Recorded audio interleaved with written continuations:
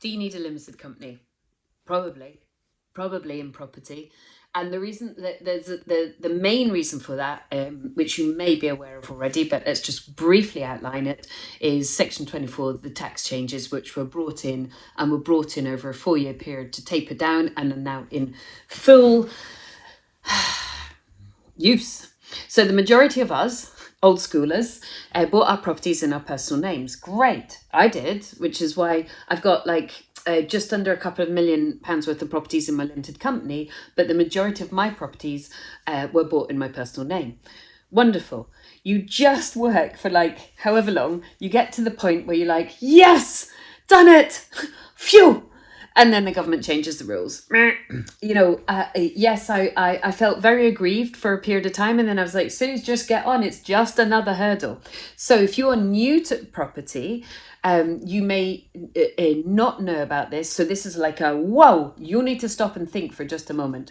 Section 24, basically, there are some ifs, buts and maybes, but let me just be very simple about it. The government basically does not allow you to use the great majority, almost all of your mortgage interest cost as a cost. Now, obviously, it is a cost. If you are paying interest on a loan in any kind of accounting system, that's a cost.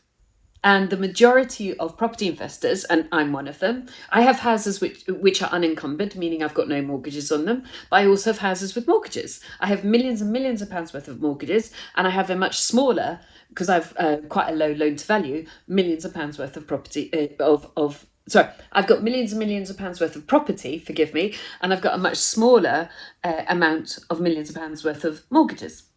And therefore, interest costs are reasonably high. So what the government basically said is, well, Susannah, stuff ya. The fact that you've got X number of cost per month of a mortgage interest cost, you can use that on your internal profit and loss, but you are no longer allowed to, by and large, I'm not going to explain the detail, to use it within your tax return. You are allowed to use a little bit, but very little. So what was previously a cost now becomes a presumed non-existence, and therefore for many, many property investors who've got quite high loan to value, suddenly what was a profitable property portfolio turns into a loss-making portfolio. You, if you're starting out, want to avoid that, don't you? So you need to speak to your accountant, but almost certainly because of the Section 24 rules, you want to now be buying your properties in a limited company. And many people who are starting out just don't even know that exists. And so you need to be on it from day one.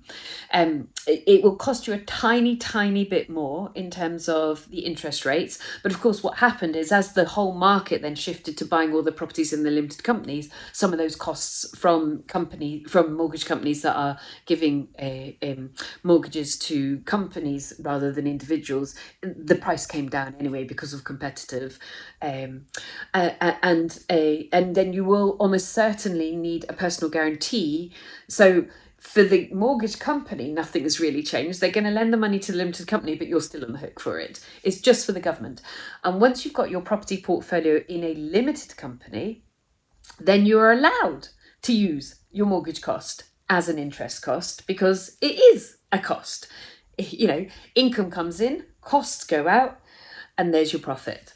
So yes, the answer is almost certainly for being a landlord these days, your accountant is going to advise you to have a limited company. So that's buy to keep. Now flipping. Again, take advice from your accountant, but this is generally the advice that my accountant gives me and generally the advice I hear people being given.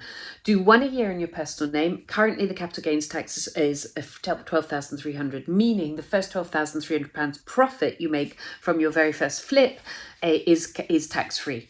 And then after that, generally accountants will say, well, actually, we want you flipping in your limited company as well. So you can choose whether, and I personally like separating them.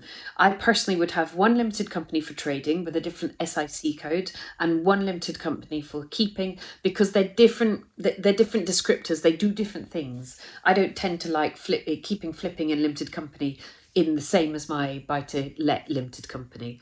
So you'll end up with a couple of different limited companies. Now, the third part of limited companies, some people like doing special purpose vehicles or individual limited companies every time they do a flip, particularly and usually if they're doing a flip within joint ventures.